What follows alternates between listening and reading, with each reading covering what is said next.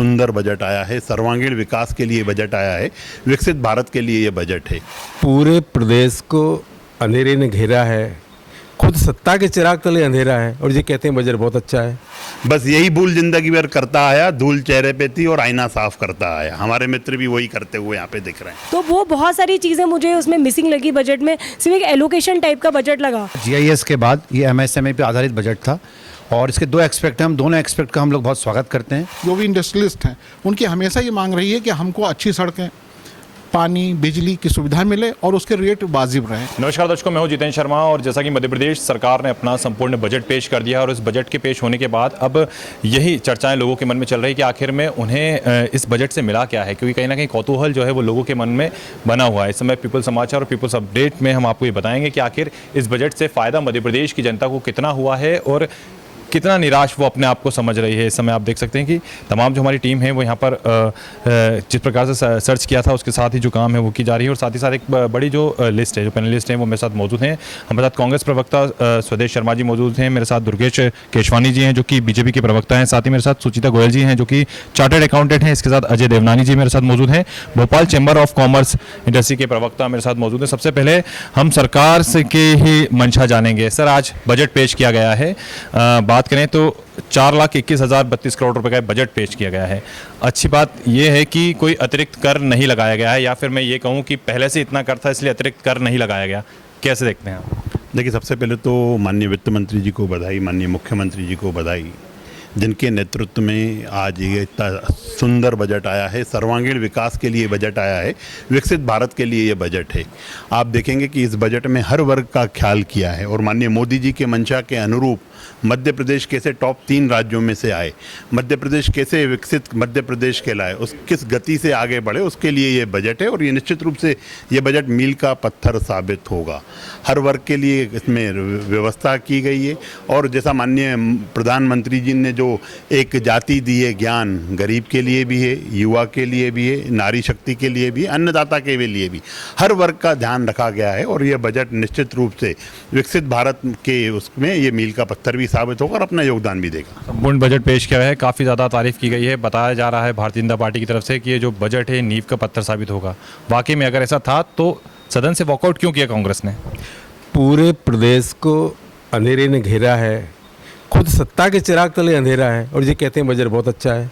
क्या बजट में खास हो गया? 2023 में आपने वादा किया था कि हम लाडली बहनों को 3,000 रुपये देंगे। आप देख लीजिए, बजट 40 पन्नों का इनका बजट है। इस बजट में लाडली बहनों के लिए उनके 3,000 किए जाने का कोई प्रावधान हो या उन्होंने बजट बढ़ाया हो तो बता दें। मैं ये समझता हूँ मध्य प्रदेश में आपने क्या कर दिया? नौकरियाँ दे दी क्या?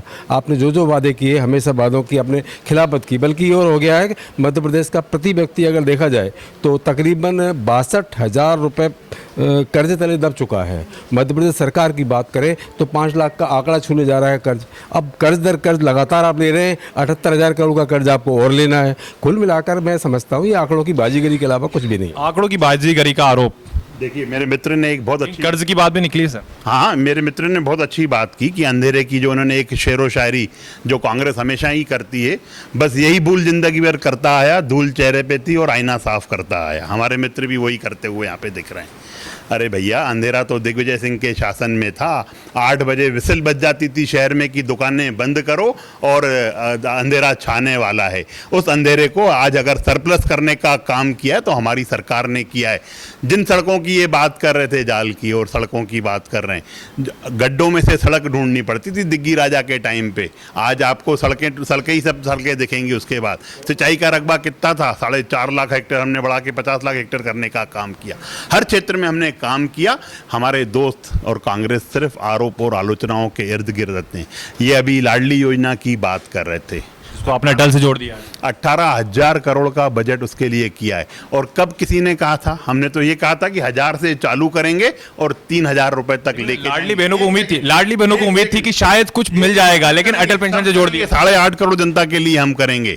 जब 1,000 से हमने शुरू करने की बात की थी, हमने कहा था 1,250 भी होगी, हमने कहा था 1,500 भी होगी, 1,750 होगी, 2,000 होगी, 2,250 होगी, 2,500 होगी और 27,500 से होते हुए 3,000 भी होगी और हम करेंगे। हम उसके लिए काम कर रहे हैं। जब 1,000 था हमने 1,250, पर जिस दिन से चुनाव हुए हैं कांग्रेस का हर नेता रुदालियों का रोने का काम कर रहा है और बोल रहा है कि योजना बंद हो जाएगी, योजना बंद हो जाएगी। आज भी आपने प्रावधान देखा कि 18,000 करोड़ का प्रावधान है। हम जनता के साथ हैं, हमने जो वादे किए हैं, हम तो वादे करके भी उनको निभाने का काम करते हैं और इन्होंने वचन देकर भी वचन तोड़ने का काम किया। चलिए इस पर जवाब ले लूंगा मैं, लेकिन चूंकि सुचिता मैडम मेरे साथ मौजूद हैं, चार्टर्ड अकाउंटेंट हैं, मैम आप इस बजट को कैसे देखते हैं? खासतौर पर अगर हम केंद्र सरकार के बजट की बात करें और मध्य प्रदेश सरकार के बजट की बात करें तो कितना डिफरेंट आपको नजर आया?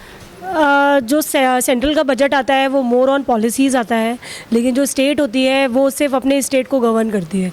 तो यहाँ पे स्टेट के पास जो बजट होता है वो उसको सिर्फ एलोकेशन करता है, मतलब उसमें कुछ ऐसा नया नहीं होता, कुछ इनोवेशन। मुझे जैसे मैंने पूरा बजट रीड कर रही थी, मुझे ऐसे इनोवेशंस नहीं दिखाई दिए, मुझे बस एलोकेशंस दिखाई दिया कि इतना फंड हमने इस योजना को दे दिया, इतना फंड हमने इस योजना को दे दिया। लेकिन what I find missing is कि जैसे हमारे यहाँ पे किस सेक्टर में क्या कमी है, जैसे कि पूरे बजट में कहीं पे भी रिसर्च या इंक्यूबेशन सेंटर्स के ऊपर कोई एलोकेशन नहीं है, कुछ सोचा भी नहीं गया। जो नीड ऑफ द आवर है अभी इस समय पे हमारे यहाँ इतने सारे युवा जो हो रहे हैं, लेकिन उनको कोई अपॉर्चुनिटीज़ नहीं मिल रही हैं। जब तक हम रिसर्च एरिया को नहीं आगे बढ़ाएंगे, क्योंकि हमारे पे ऑलरेडी इंक्यूबेशन सेंटर्स हैं लेकिन they are lacking in so many areas, बहुत सारी चीज़ें हैं जो कि मिसिंग आउट हैं। तो हमें उन इंक्यूबेशन सेंटर्स को इम्प्रोवाइज़ करना चाहिए, हमें नए जो इंक्यूबेशन सेंटर्स हैं उनको और ज़्यादा बढ़ाना चाहिए। हमारे यहाँ की जो यूनिवर्सिटीज़ हैं वो एक अपग्रेड करने वाली हैं, उनको सबको अपग्रेडेशन देना चाहिए। तो वो बहुत सारी चीज़ें मुझे उसमें मिसिंग लगी बजट में। सिर्फ एक एलोकेशन टाइप का बजट लगा, मतलब कि इस योजना में इतने पैसे दे दिए जाए, लाडली योजना को इतने पैसे दे दिए जाए। तो ये सारी चीज़ें बड़ी सिर्फ योजनाओं पर ध्यान दिया गया है, लेकिन कोई नया डेवलपमेंट नजर नहीं आया। डेवलपमेंट पे कुछ भी नहीं था, पूरे बजट में कुछ भी नहीं था। मैं बात करूँ जीएसटी की, तो जीएसटी में ऐसा जो 7% हमारा रेवेन्यू है वो बढ़ाने के लिए फोकस किया गया, लेकिन मैं देखूँ 39% इज़ फ्रॉम जीएसटी। तो जीएसटी बढ़ेगा कैसे? बढ़ेगा ऐसे जब न्यू अपॉर्चुनिटीज़ बढ़ाई जाएंगी, जब न्यू इंडस्ट्रीज़ लगाई जाएंगी। आई डोंट नो कि अभी इसका फ्यूचर क्या है, क्या दिखाई दे रहा है। 7% बोल रहे हैं हम बढ़ाएंगे टैक्सेस रेवेन्यू, 4% बोल रहे हैं हम बढ़ाएंगे नॉन टैक्सेस रेवेन्यू, और एक्सपेंडिचर बढ़ाएंगे हम 15%। तो मतलब वो गैप मुझे समझ में नहीं आया बजट में जो दिखाई दिया। देखिए काफ़ी गैप आया है, क्योंकि जिस प्रकार से बताया गया है सिर्फ योजनाओं पर ध्यान दिया गया है, बाकी जो कुछ नया डेवलपमेंट होना था वो शायद नहीं हो पाया है। बीसीसीआई के प्रवक्ता मेरे साथ मौजूद हैं अजय देवनानी जी। अजय जी, मार्केट पे कितना प्रभाव पड़ने वाला है?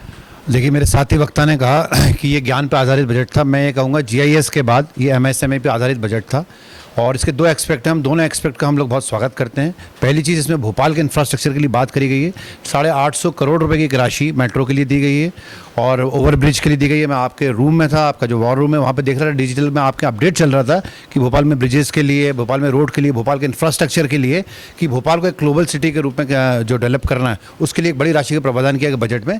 बाकी बात एमएसएमई की है तो फर्स्ट टाइम 1250 करोड़ 1250 करोड़ का एक पैकेज दिया गया है माननीय मोहन यादव सरकार की तरफ से। 39 इंडस्ट्रियल कॉरिडोर्स की बात करेगी, जिसमें मुझे ऐसा लगता है मध्य प्रदेश अब जॉब सीकर्स की जगह जॉब गिवर्स का स्टेट बनने वाला है। जो हमारी युवा पीढ़ी, जो बच्चे हमारे आज बाहर काम कर रहे हैं या बाहर एजुकेशन के लिए जा रहे हैं, जब 22 ITI यहाँ पे आएंगे या 11 आयुर्वेदिक कॉलेज आएंगे, तो इट्स नॉट एक एजुकेशन का एक स्टेप नहीं है, ये एक जॉब जनरेशन का भी स्टेप है। साथ में 39 कॉरिडोर्स के साथ साथ 30,000 करोड़ रुपए की सब्सिडी की बात कही गई 5 सालों में। तो मैं इस बजट को एमएसएमई फ्रेंडली, 3 लाख नौकरियों की बात की जा रही है कि 3 लाख जॉब जनरेटेड होगा। और मुझे ऐसा लगता है GIS is a very successful event. हम जब भोपाल में यहाँ थे, या हम लोगों ने लगातार देखा कि रीजनल इन्वेस्टर समिट के माध्यम से मध्य प्रदेश अपार संभावनाओं का प्रदेश है, उसकी कैपिटल भोपाल है। तो मुझे ऐसा लगता है भोपाल, इंदौर, उज्जैन आगे जाके एक वास्ट कॉरिडोर के रूप में डेवलप होगा, जिससे ये पूरा जो तीनों सिटी हैं एक ग्लोबल सिटी, ग्लोबल कॉरिडोर के रूप में शाइन करेंगे। बिल्कुल शाइन करेंगे। देखिए मेरे साथ विजय एस गौड़ जी मौजूद हैं, रीजनल एडिटर हैं पीपल समाचार के। सर, बजट जिस प्रकार से लगातार आ रहा था, हम पॉइंट बात कर रहे थे, लगातार देख रहे थे, चाहे युवाओं के क्षेत्र की बात करें, फार्मर्स के क्षेत्र की बात करें, अलग अलग जगह से जो बजट था उसको लेकर चर्चा की जा रही थी। लेकिन जैसा कि अभी आपने भी सुना, बीजेपी का कहना है कि एक अच्छा बजट है, कांग्रेस का कहना है कि उतना अच्छा नहीं आ पाया है, और जो हमारे साथ मैम जुड़ी उन्होंने कहा कि कुछ नया डेवलपमेंट होता हुआ नज़र नहीं आया। किस तरह से आप इस बजट को देखिए, अभी एक बहुत बड़ा इवेंट हुआ था जीआईएस, और उसमें जो नई इंडस्ट्री आने वाली है उसको लेकर सरकार ने घोषणा की कि हम बिजली की दरों में राहत देंगे, ज़मीन अलॉटमेंट में देंगे, और तमाम चीज़ें उनके लिए सहूलियतों की घोषणा की कि मतलब नई इंडस्ट्री आ सके। लेकिन ठीक इसके उलट जो मौजूदा आज बजट हमारा देखें तो उसमें जो एग्जिस्टिंग इंडस्ट्री है मध्य प्रदेश की, उसके लिए कहीं भी कोई टैक्स रिबेट की बात नहीं की गई है। इसको लेकर इंडस्ट्री से ये बात सामने आई है कि सरकार अगर नए आने वालों को कुछ छूट दे रही है तो जो एग्जिस्टिंग इंडस्ट्री उसको भी दी जाए ताकि उसको कम्पीट कर सके, एक बात है। लेकिन इसके साथ साथ एक अच्छी बात यह है कि लगभग 30,000 करोड़ रुपए का जो एक इंसेंटिव बजट इंडस्ट्री में दिया गया है, उससे एक बड़ी उम्मीद बंधी है कि जो हमारे जोन हैं, इकोनॉमिक जोन बनाए जा रहे हैं जो उस तरीके के, उनमें वो चीज़ें डेवलप करने में आएंगी। इंफ्रास्ट्रक्चर डेवलप हो सकता है, क्योंकि ये मंडीदीप आप देख लें, पीथमपुर देख लें, मालनपुर देख लें, तो वहाँ के जो भी व्यापारी हैं, जो भी इंडस्ट्रियलिस्ट हैं, उनकी हमेशा ये मांग रही है कि हमको अच्छी सड़कें, पानी, बिजली की सुविधा मिले और उसके रेट वाजिब रहें। तो इस बजट से उनको एक उम्मीद तो बंध रही है। इसके अलावा एक चीज़ और है कि ग्रामीण विकास पर थोड़ा सा फोकस किया गया है। खासकर आपको याद हो तो भाजपा जब सरकार नई आई थी 2003 के बाद, तब ग्रामीण क्षेत्रों में शिक्षा पर और खेलों पर बड़ा फोकस करते हुए बजट लाए गए थे। एक लंबे समय बाद ये एक बहुत अच्छी बात है कि वहाँ खेलकूद के मैदान, विद्यालयों की स्थिति और जो शिक्षक हैं, खेल शिक्षक हैं और जो विज्ञान शिक्षक हैं, उनको लेकर बात की गई है। उम्मीद करते हैं कि जो ग्रामीण क्षेत्र हैं, कस्बाई इलाके हैं, उनका विकास बेहतर हो सकेगा। ठीक है, बिल्कुल विकास बेहतर हो सकेगा। आरोप कई लगाए थे, कहा जा रहा था कि दिग्विजय सिंह की सरकार तक पहुंच गई थी बीजेपी, लेकिन बजट हम वर्तमान में 2025 की बात कर रहे थे। जैसा कि आपने सुना था सुचिता मैडम को, उनका भी कहना था कि कुछ नया जो डेवलपमेंट किया जाता है, कुछ रिसर्च किया था, वो नहीं है। योजनाएं हैं, योजनाओं पे पैसा दिया गया है, योजनाओं पे पैसा लगाया गया है। बजट कागजों में बढ़ाते हैं पर परिणाम ज़मीन पर नज़र नहीं आते हैं। इसका सवाल पूर्व मुख्यमंत्री उमा भारती भी उठा चुकी हैं इनकी जीआईएस पे। और आज मैं कहूँ कैग की जो रिपोर्ट मेरे सामने है, ये रिपोर्ट ये कहती है कि पिछले बजट का इसने 61% ही खर्च किया है। मैं एक एक योजना की बात, आदिवासी विभाग में इन्होंने 13,024 करोड़ रुपये खर्च कर पाए। ये अब बताइए बजट कितना दिया था। पंचायत विभाग में 10,344 करोड़ रुपये का प्रावधान था, जिसमें सिर्फ 5,795 खर्च कर पाए। ये बात करें जल संसाधन विभाग, जो सिंचाई व्यवस्था की बात अभी हमारे मित्र कर रहे थे, सिंचाई व्यवस्था के लिए आपने 10,000 करोड़ का बजट दिया था, लेकिन 72% ही आप खर्च कर पाए। मैं एक एक विभाग की बात बताऊं। अनुसूचित जाति विकास विभाग की बात करें तो आपने 2,253 करोड़ बजट दिया था, लेकिन खर्च कितना किया आपने? 97% बकाया रह गया। अब बताइए, खर्च ही आप नहीं कर रहे। शहरी विकास की बात करें तो 17,474 खर्च किया आपने, आया आप एलोकेट किया आपने, और 12,000 खर्च किया। आज के बजट में तो लगा दी ना। कैग की रिपोर्ट ये कहती है कि इनके जो अवास्तविक जो योजनाएं हैं वहाँ बजट इनका एलोकेटेड होता है, जो वास्तविकता नहीं है, जो धरातल पर नहीं है, वहाँ बजट एलोकेटेड होता है और वो भ्रष्टाचार की भेंट चढ़ता है। भ्रष्टाचार की भेंट चढ़ता है। जैसे कि मैम आपने कहा था कि नया डेवलपमेंट यहाँ पर देखने को नहीं मिला, पुरानी योजनाओं पे पैसा लगाया गया है। खासतौर पर अगर हम बात करें, जैसे ग्रामीण क्षेत्रों की बात की थी, जैसे कि हमारे रीजनल एडिटर थे, उन्होंने बताया कि ग्रामीण क्षेत्रों पर फोकस किया गया है।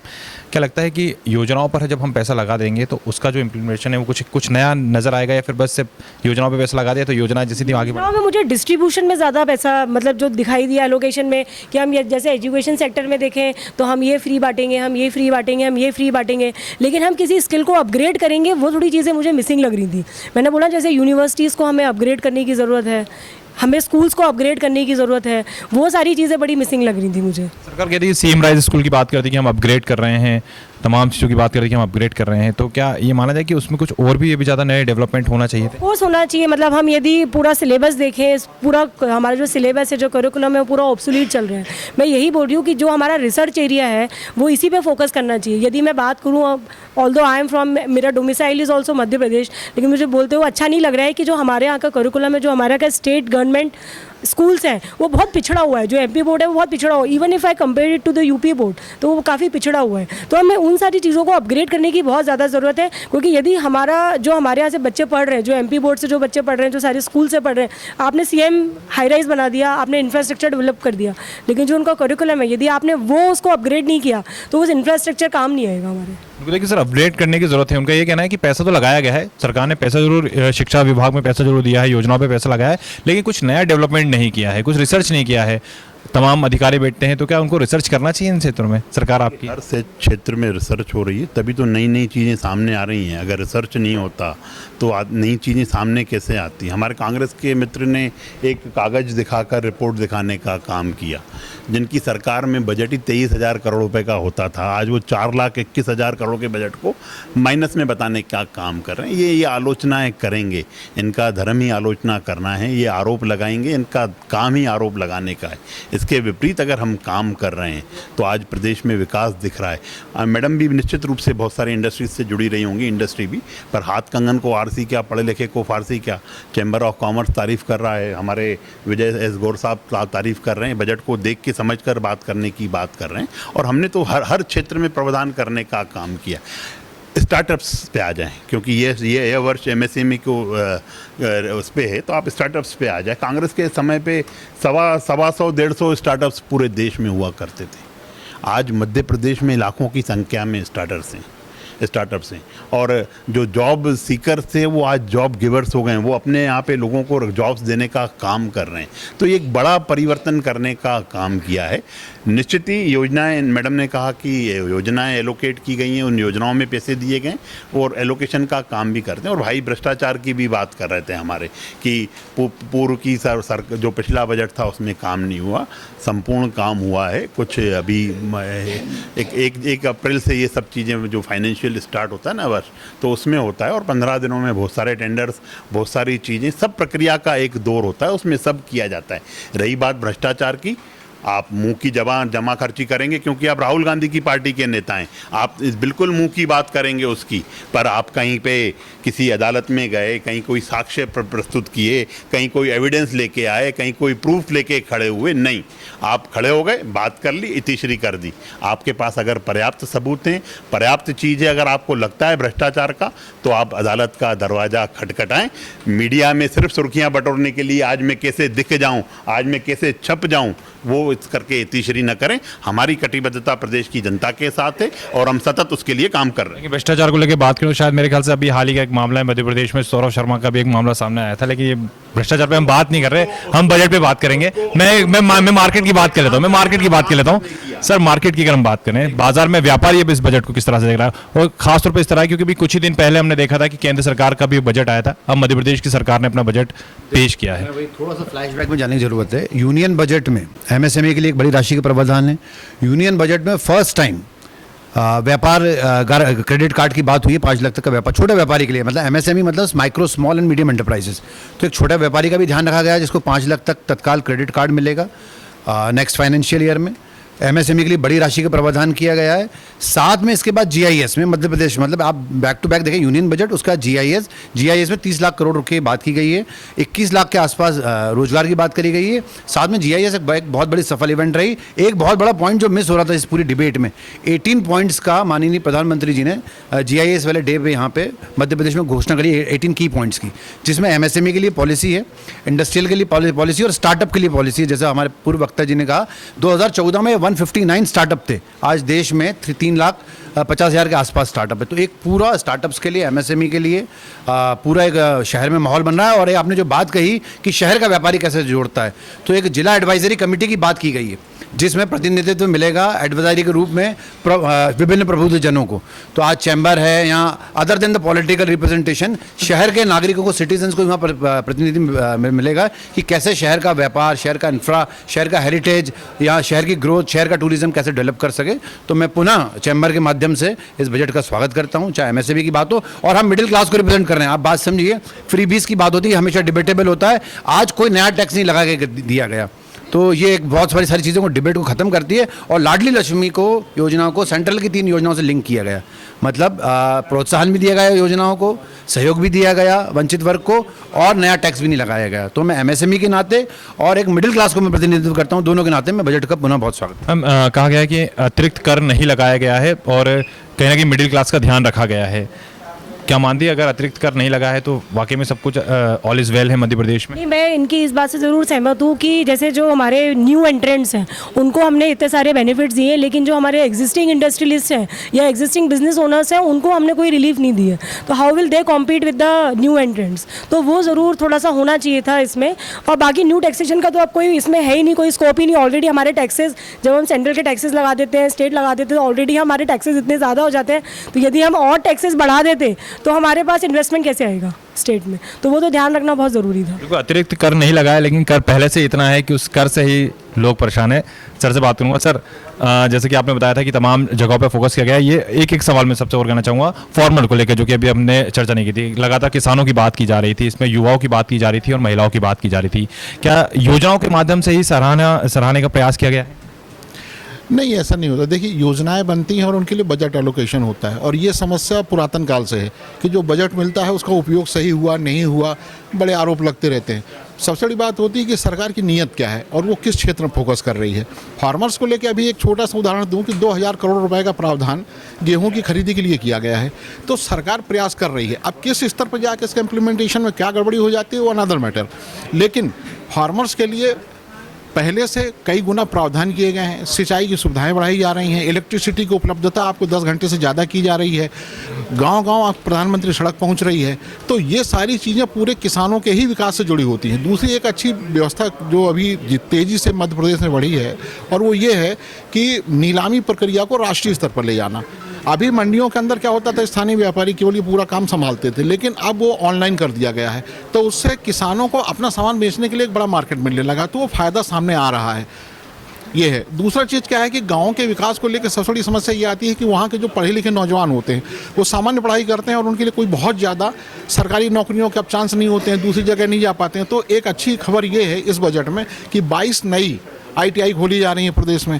जाहिर है ये ग्रामीण और कस्बाई इलाकों के जो लड़के पढ़ लिख के आएंगे उनके लिए बेहतर जॉब के लिए मौका देगा। चलिए एक सवाल कर लेता हूँ आखिरी, इस बजट को लेकर आप अपनी नज़रों से किस तरह से देख रहे हैं? बजट अच्छा है या कुछ इम्प्लीमेंटेशन जो होना चाहिए? नहीं, बजट अच्छा है, बजट का हम स्वागत करते हैं। मैंने दोबारा कहा कि ज्ञान पे फोकस था, युवा पे फोकस था, अन्नदाता पे फोकस था, नारी पे फोकस था, गरीब पे फोकस था, और मैं इसको MSME फ्रेंडली बताऊंगा, मिडिल इनकम क्लास फ्रेंडली बताऊंगा। और सरकार के साथ साथ हम सिटीजन्स का भी बहुत सारा दायित्व बनता है। आज जैसे मैंने कहा, भोपाल को हम लगातार, मैं एक बेस्ट ग्रुप को भी को फाउंडर हूँ, तो हम लगातार भोपाल के लिए मांगे रखते हैं। आज हमें स्वागत करना चाहिए कि कन्वेंशन सेंटर हमारे पास नया मिल रहा है, 2500 कन्वेंशन सेंटर कैपेसिटी का। आज हमें स्वागत करना चाहिए, इतना बड़ा भोपाल को ग्लोबल सिटी, भोपाल के आसपास हेरिटेज साइट है। भोपाल आज विकसित राजधानी के रूप में आगे बढ़ रहा है। आप देख रहे हैं लगातार हम भोपाल में ही पीपल्स के ऑफिस में बात करें तो कैसे आजू बाजू हमारे आसपास इंफ्रास्ट्रक्चर डेवलप हो रहा है। तो निश्चित रूप से कभी एक पिछड़ा प्रदेश था, आज अगले प्रदेश की श्रेणी में आ गया है। और उसको मैं ये कहना चाहूँगा आपसे एक लाइन में इस कैप्शन को कि माननीय प्रधानमंत्री का जो संकल्प है 2047 का विकसित राष्ट्र का, उस पर अगर कोई देश में मुख्यमंत्री काम करता है, डॉक्टर मोहन यादव कर रहे हैं। डे 1 से उन्होंने कहा कि इकोनॉमी बूस्ट होगी, सब चीज़ें बूस्ट होगी, और उन्होंने मेहनत के साथ, आप बात करेंगे देखेंगे तो 7 इन्वेस्टर समिट जो हुए रीजनल, उन्होंने पहले कोयम्बटूर गए, इसका विदेश यात्राएं करी, चेम्बन ने उनको माखन मिश्री खिला के भेजा था यहाँ से कि जापान यात्रा में, जर्मनी जैसे हमारे देश हमारे कंट्री पार्टनर्स बने। तो एक पूरा विजन के साथ इकोनॉमी बूस्ट करने की बात हो रही है, और MSME इस देश में 30% जो है जॉब जनरेट करता है। सर कैसे देख रहे हैं इस बजट को? मोहन जी का बजट था, पूर्ण बजट था, बाकी में सब कुछ सही है, ऑलवेज है? देखिए, निश्चित रूप से अद्भुत और ऐतिहासिक बजट है, और हर चीज़ को, आप अभी किसानों की बात कर रहे थे, तो निश्चित रूप से किसान सम्मान निधि के माध्यम से उनको 0% पे ब्याज देने के माध्यम से हमने हर काम करने का काम किया। MSP 1.5 गुना करने से, और 1 लाख किलोमीटर सड़कें हमने बनाने का काम किया, 500 फ्लाईओवर्स इसमें बनेंगी, और प्रधानमंत्री ग्राम सड़क योजना में नई योजना क्षतिग्रस्त पुलों के निर्माण के लिए 100 करोड़ का प्रावधान है, और ग्रामीण से जहाँ सड़कें नहीं हैं उनको सड़कें बनाने का मुख्यमंत्री सड़क योजना के माध्यम से करने का काम है। अनेकों अनेक प्रावधान है। यह बजट विकसित भारत के लिए मील का पत्थर साबित होगा। प्रदेश कृषि की दर जब कांग्रेस के समय पे थी 3% हुआ करती थी, हमने 21% 20% तक लेके जाने का काम किया है। हमने प्रदेश के सर्वांगीण विकास के लिए काम किया है। आने वाले में आप समय में देखेंगे केन बेतवा परियोजना जो कभी किसी ने कल्पना ही नहीं की थी, कितने लाख हेक्टेयर सिंचाई वहाँ बढ़ेगी रकबा, और 17 और अन्य वृद्ध माध्यम से और अन्य माध्यमों से हमने सिंचाई परियोजनाओं को बढ़ाकर प्रदेश, क्योंकि किसानी में देश में टॉप 3 राज्यों में से 1 नंबर पर कैसे आए, उसके लिए हमारे मुख्यमंत्री डॉक्टर मोहन यादव जी सतत प्रयास कर रहे हैं, हर क्षेत्र में प्रयास कर रहे हैं, और औद्योगिक क्रांति लाने के लिए तो निश्चित रूप से मैं उनका साधुवाद देना चाहूँगा। मध्य प्रदेश को जब एक 2018 में उद्योगपति मुख्यमंत्री कमलनाथ के रूप में मिला था, उन्होंने उद्योग तो नहीं लगाए पर तबादलों को उद्योग बनाने का काम किया। उनके उद्योगों को जो काम है मध्य प्रदेश में उद्योग लगाने का, वो हमारी सरकार कर रही है। बिल्कुल सर, क्या देख रहे हैं इस बजट को, किस तरह से देख रहे हैं? क्या वाकई में नींव का पत्थर साबित होने वाला है, या या कई चीज़ें मिस हो गई इस बजट से? इसमें बहुत सारी चीज़ें मिस हुई है। सबसे बड़ी बात तो ये है, ये कहते मैंने टैक्स नहीं बढ़ाया। अरे टैक्स पहले से इतना बढ़ा हुआ है, इसमें क्या बढ़ाओगे भाई?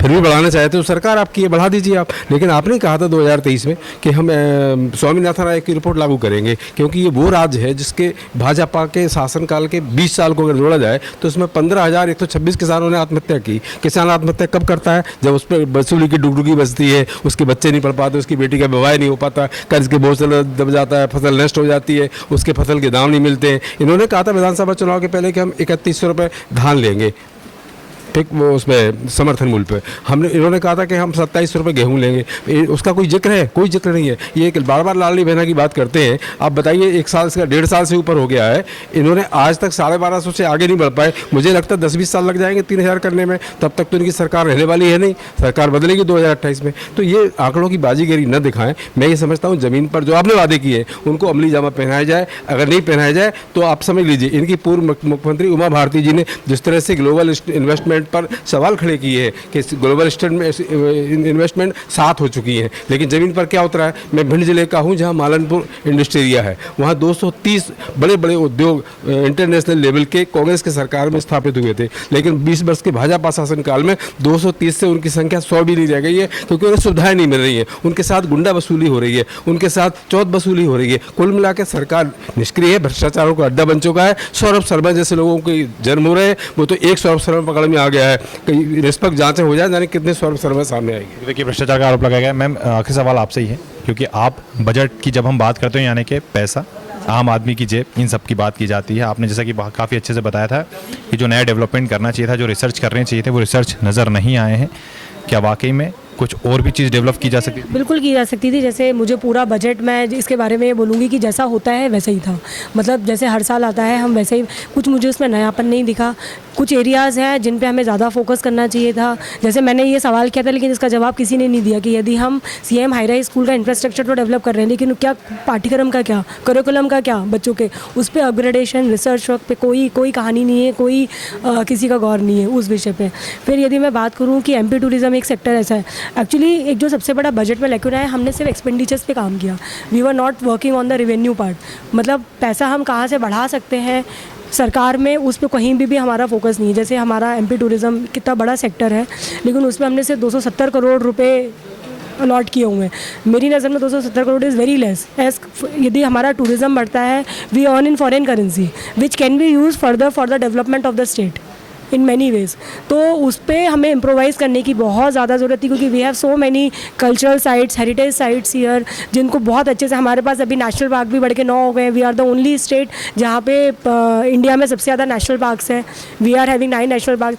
हम लेकिन उनका अपग्रेडेशन तरीके से करें, प्रॉपर तरीके से हेरिटेज साइट्स को बढ़ाएं, जिससे हमें और ज़्यादा रिवेन्यूज अर्न हो सकता है। तो that can be use in the infrastructure development and so many way. तो वो थोड़ा जो नयापन है वो मुझे नहीं लगा। जैसा बजट होता है नॉर्मल, वैसे ही बजट था, आम बजट। बिल्कुल, देखिए, मध्य प्रदेश सरकार का जो बजट आया था उसको लेकर अलग अलग जो प्रतिक्रियाएं हैं वो देखने को मिली है। जहां कुछ लोगों का ये कहना है, खासतौर पर BJP का ये कहना है काफ़ी अच्छा बजट है, कांग्रेस का कहना है कि बजट में उतना ज़्यादा चीज़ें देखने को नहीं मिली। तो वहीं पर तमाम जो एक्सपर्ट्स थे उनका ये कहना था कि कुछ नया डेवलपमेंट इस बजट में ज़रूर करना चाहिए था। फिलहाल देखना होगा कि जब इस बजट का इम्प्लीमेंटेशन होगा उस टाइम जनता को उससे कितना फ़ायदा मिलता है। वीडियो जर्नलिस्ट तरुण यादव के साथ जितेंद्र शर्मा, पीपुल्स अपडेट, भोपाल। न फेक न लेट, देखते रहिए पीपल्स अपडेट।